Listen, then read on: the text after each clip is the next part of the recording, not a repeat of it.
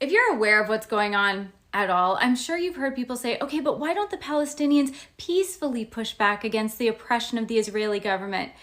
Oh, that's cute. They did. And an Israeli minister's response to this peaceful pushback on oppression was, have we tried targeted civil eliminations? Just a sprinkling of targeted assassinations. Have we tried that yet?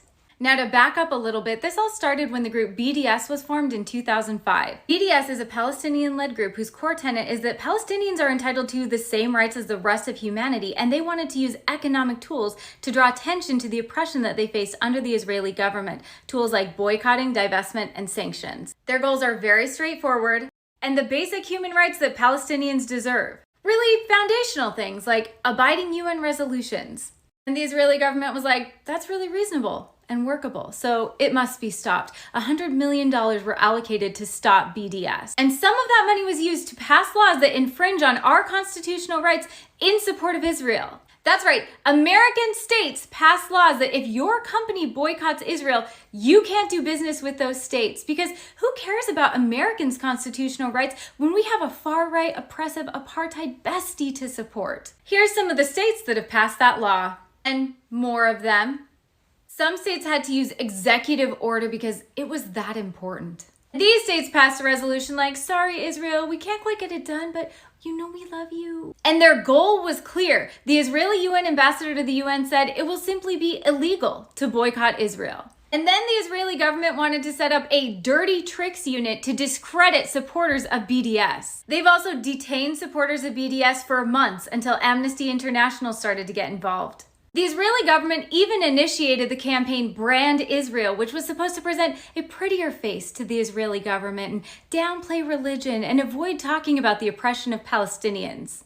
They even sought out influencers and gave them all expense-paid trips to Israel to document how amazing it is and show everyone how we're not apartheidy at all. They even paid for Oscar-nominated celebrities to get all expense-paid trips to Israel. And don't forget how they floated the idea of targeted civil eliminations.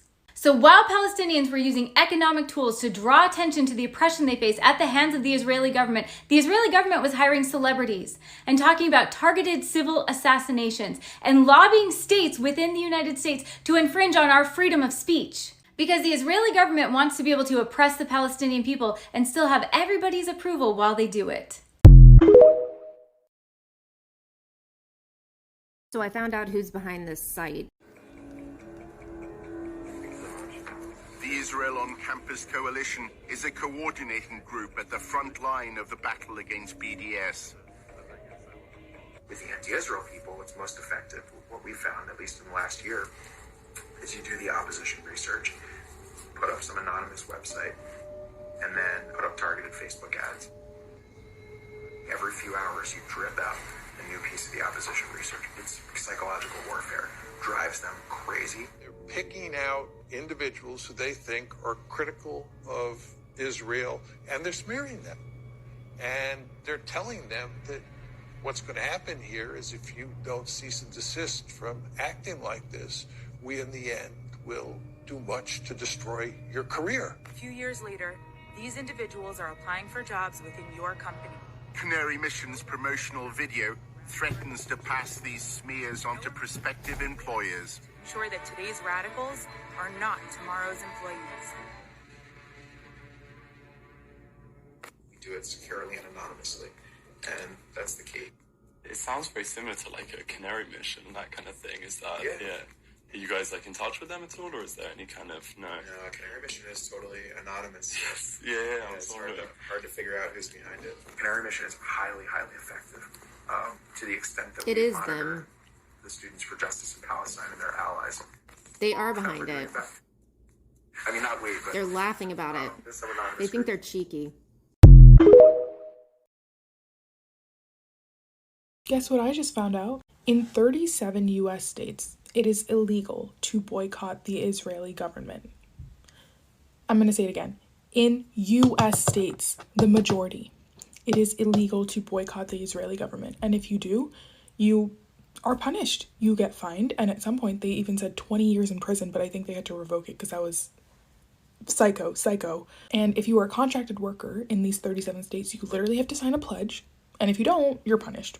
So We have freedom of speech in this country, right? Right. We are allowed to boycott and criticize our government, our own elected officials to pretty much any extent because we have freedom of speech, right? But when it comes to another country's government, we have this loyalty oath. Do you understand how insane that is? How insane that is? It is not normal for our free speech to be free and then constrained when it comes to another country's government. Can you imagine if we had this loyalty oath to Russia and when they were invading Ukraine, we couldn't go against Russia's government? The more I learn about the US and Israel's relationship, the worse it gets. The boycott of pro-Israel brands is gaining momentum after Starbucks Workers United posted messages declaring solidarity with Palestine. Customers started ditching Starbucks for their neighborhood coffee joints. Hashtag boycott Starbucks gained over 29 million views, and Starbucks workers say it worked. I want to say, as a barista at Starbucks, I have turned in my notice.